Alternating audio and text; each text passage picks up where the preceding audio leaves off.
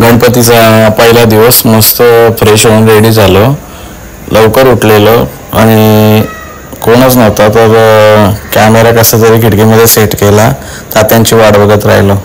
तात्या आले, तात्यांनी मस्त सगळा सेटअप मांडला. त्याच्यानंतर पूजा झाली, आरती झाली, प्राणप्रतिष्ठा झाली. तर मग बाय बसलेली मोदक करायला. तर आता मोदक बघून कोणच्या तोंडाला पाणी ना सुटणार. देव तिथं पिघलला तर आपण का.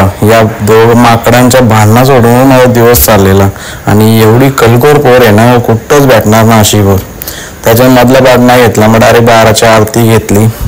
आरतीनंतरचा पण पाठ जेवणानंतर सगळा पाहुण्यामध्ये गेला आणि मम्मीचा ग्रुप आला हरिपाठचा. 5-6च्या दरम्यान मस्त हरिपाठ झाला. हरिपाठ नंतर डायरेक्ट 7ची आरती झाली.